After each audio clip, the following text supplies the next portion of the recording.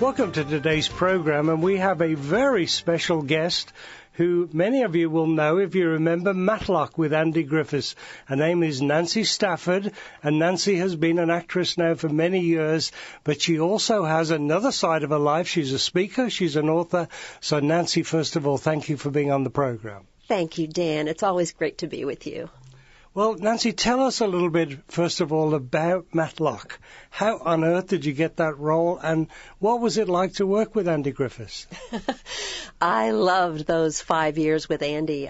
They were amazing years. I got to play his law partner, Michelle, and it was my third TV series as a regular, and I was actually just wrapping up another show on ABC called Sidekicks, and we had been canceled.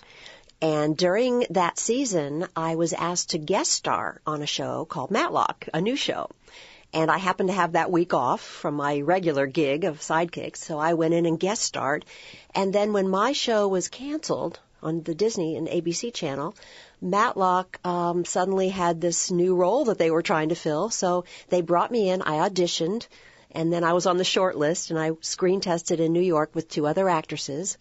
And it really was on the strength of that guest starring role that I'd had the year before that I got the part. And I have to tell you a funny story about it, though. It's a bit of a God story. I was a relatively new believer.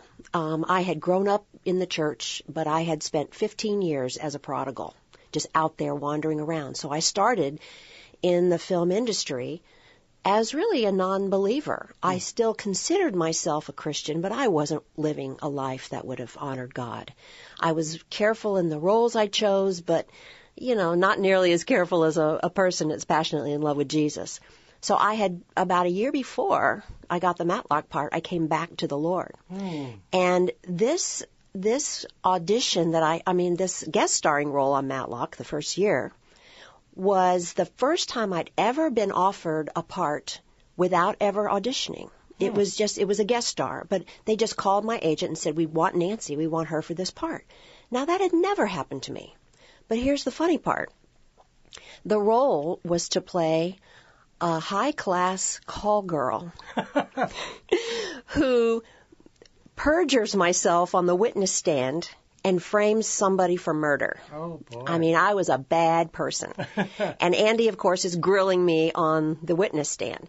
And I read this part, and my heart sank, because I thought, how can I do this as a believer? I mean, how can I do it? So I called in the troops. I called in my new pastor. I called in my prayer partners. I prayed about it. And I just had the clearest, strongest sense, as did they, that I was supposed to do this part.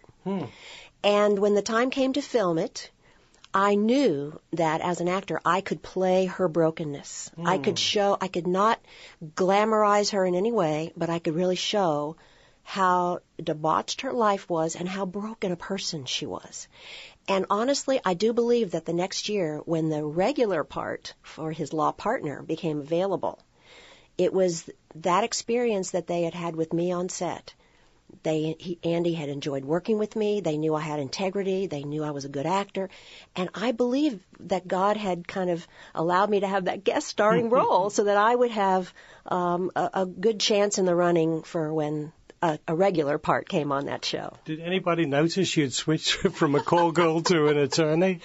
Well, this is funny, Dan, because, of course, the first thing I thought of with the producers, I even said to them my first day on the set, when I came back as a regular lawyer now, I said, I really appreciate you guys bringing me in here, but aren't our viewers going to know that I was, a call girl last year and in prison now? And the producers said, no, they don't pay any attention. Well, I have to tell you that the bulk of my fan mail that year was that very question. Wow. Weren't you just... So I laughed about it. I said, yeah, I did an accelerated course in prison, and now I'm a lawyer. Now, Andy, what was he like as a person sort of off stage? We had a great relationship. He was funny. He is lighthearted. He was an amazing professional. He was a consummate pro. I learned so much from him. He was a very underrated and underestimated actor. He makes it look easy because he kind of plays that good old boy thing, and you figure he's not really working and acting, but he is. Yes, yeah. But every day was a party. As always happens, whoever is sort of at the top, they set the tone in a job, and certainly on a film set. And with Andy, he set a tone that was just phenomenal. The crew loved him. I loved him. We got along just great. So how did you get into movies? Did you always want to be an actress? No, this was the farthest thing from my mind. I grew up actually in a family that very much valued community service and business. My mom was the first elected official in the state of Florida as a politician back in the 50s. My dad was a businessman. My brother then was an attorney and went on to be a state House of Representative for 20 years. And suddenly when God just sort of burst open the doors and allowed me to get into commercials, my first career was actually writing. I'm a journalist by trade. So that was my training in college, was journalism, and my first career. And just all of a sudden, an agent called in Miami and said, hey, would you consider coming down and auditioning for some commercials that New York ad agencies come to Florida to shoot? And I said, that sounds like fun. And I auditioned for 5 commercials all in 1 week, and I got them all. Wow. So God must have known that I would never have pursued it on my own, so he had to push me through those doors. And I got bitten by the bug, and that's what happened. So what were you selling initially? They were such a range, that first 5 commercials. Everything from Diet Coke and Revlon shampoo and Lincoln Continental Town Car. Yeah, I was the Givenchy girl. But my favorite that week was X14 mildew spray. So I had no makeup and yellow rubber gloves, and I'm scrubbing my tub. Oh, dear, oh, dear. So how did you then evolve from that to making, was it TV series or films or what? It was TV. I started in the Florida market, Miami, which is my advice. I travel a lot and I speak to students a lot. I teach acting to young people. And my first bit of advice is start in a small market, become a big fish in a small pond, which is exactly what I did. And at the end of about a year and a half in Florida, I'd done pretty much all I could do. There was nowhere to really go to an acting workshop, and I wanted to find out if I could do this thing called acting. So I moved to New York. I didn't intend to work. I went there to study, and I enrolled in a very fine conservatory, Stella Adler Conservatory, and I studied for 8 or 10 months. And then finally an agent called me. Eileen Ford from Ford Models called and said, hey, I got these people calling. Who are you? I've never heard of you. So I came and joined her agency and then started working in commercials again in print. Yeah. And then she called and said, I've got my first acting audition for a model. You want to go out on it? You're the only one I know who might get it. And so I did get it. It was a new character on a soap opera called The Doctors. And it was my first audition for any TV series, and I got that. And what was the role? I played a dual role. This was very scary. I played a conniving, manipulative woman who was a total femme fatale. And but I also played her mother. Yeah. So I had 2 characters I was playing, a mother and a daughter, and the mother had taken a magic serums to make her look young like her daughter, and it was crazy. It was soap opera stuff. But it was a great experience. I got thrown right into the deep end, and it was the wildest kind of training I'd ever had. And what, would you get the script that morning and have to do it right away, or what? No, had a little more notice than that, but on soaps, not much. Yeah. Every single day. You shoot an entire show every day. And so I'd have maybe 2 or 3 days out. But because I played 2 characters, I was learning twice the number of lines. So it was an intense, period of time there, but great fun. Now, you mentioned that you had become a Christian earlier on and then lost your faith, as it were. Tell us how you found the Lord. Well, when I was in high school is when I really began to get pretty disillusioned with church. Not God, but church. I was feeling like I was seeing a lot of hypocrisy. I didn't feel like people were walking the walk. And so when I went off to college 500 miles away from home at the university, I just thought, you know what, I don't need church. Yeah. Just me and God will be fine. Well, you know how that lasted. Unfortunately, I started acting a whole lot more like those carnal people that I was judging out in the world. Yeah. So I had 15 years out wandering around, and then I had a crisis in my life, which is what was the catalyst that drove me back to seeking God. I was actually at 24 years old. At the height of my career in New York, I'm a big shot actress now on this soap, and I'm a beautiful model. And I was diagnosed with a very severe skin cancer on my face that threatened to disfigure me. So a doctor, had just moved to Los Angeles at the time, and the doctor took one look at me and he said, you know, this has gone so long undiagnosed, and I cannot tell you what you may look like after this. Oh, boy. So if I were you, I'd have another career in mind. Oh, wow. During surgery, he said, oh my gosh, it's got legs. I heard him say that. And it was a tentacle cancer that had spread through my whole cheek. Oh, yeah. And really the miracle, Dan, was that they got it all without severing muscle or nerve, which is what he thought might happen. Oh. Well, that was the big wake-up call for me. Sure. When I came out of surgery, I had a big gash on my face, but more than that, I had a realization in my heart that if everything I have built my world on, my physical self, my fame, what I can accomplish, if it can be stripped away from me like that, I am living a very shaky life. And I needed God. I needed a foundation that was unchangeable, unshakable, that couldn't be ruined. I needed God.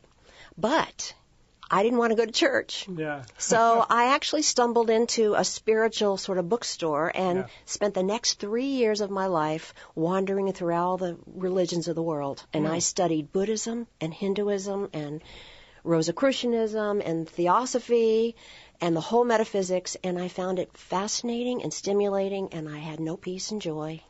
But I was an ardent student, really earnestly seeking God. And I was on my way to shoot an episode of Magnum P.I. as a guest star. And one of my many spiritual books had arrived in the mail.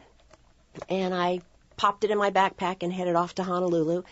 Opened up my bag. Found out from production that they'd brought me in 3 days too early. Oh, boy. So, you know, I had to do nothing but for 3 days but hang out. Now, I've just had skin cancer. I'm not going on the beach. Sure. So I opened my bag and I saw this book. And the book happened to be a collection of Christian testimonies. And God had made an appointment with me. Wow. And as I spent 3 days just reading about other people's encounters with the living Jesus Christ, I fell on my face just sobbing in grief. They had what I wanted, and I was just coming up empty, even though I thought I was getting closer to him.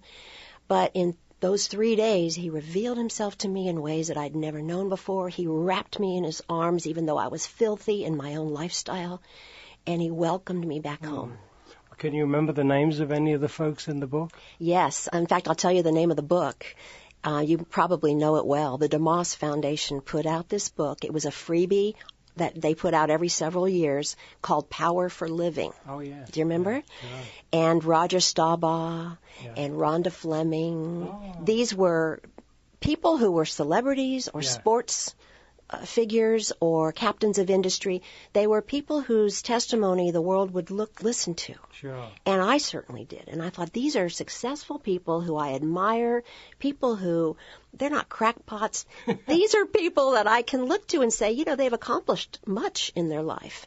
And as I read their encounters with Christ, that they found him to be the answer, I realized that everything that I'd been taught as a child, that Jesus really was the way, the truth, and the life, was right. And the Lord himself really revealed that to me in those 3 days. He just ministered to me so powerfully and deeply, and he showed me that he really was the truth. He wasn't a great prophet or a good man. And so how did the change come about then? Did you just pray or you know, what happened? I don't even think I prayed. I think as I read it, I think the Holy Spirit just began to descend all over me. And I think I just started crying out to God, oh God, oh God, oh God, have mercy on me, help me find you.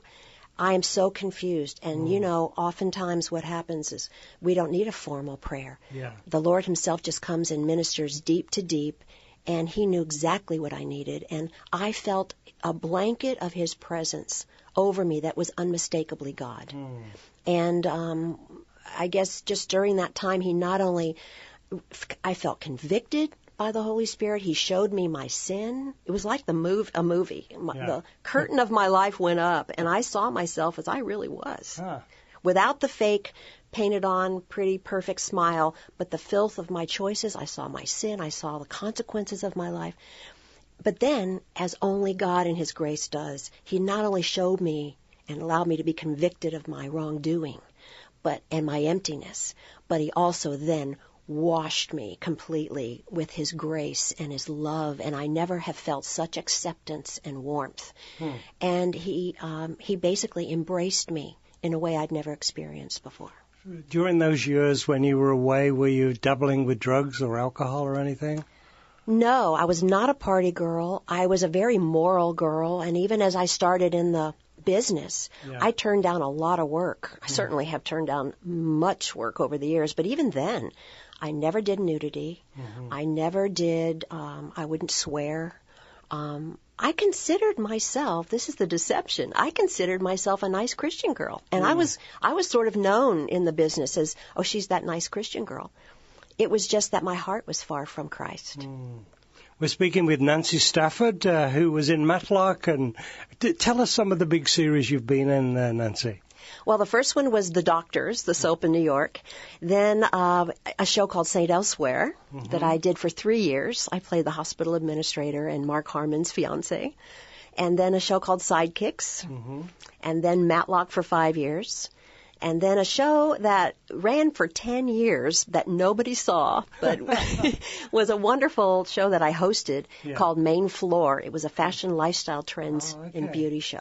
And then recent years has been a lot of films in the last several years. Now you've been also concentrating on some Christian movies. What are some of the more recent ones you've done? Well, this has been great fun. I love doing these faith films. The first one was called The Wager with Randy Travis. And then I did a film called Christmas with a capital C. That is a delightful movie. That's actually available on Netflix, and it's running actually on Daystar this month. And has a wonderful, wide audience.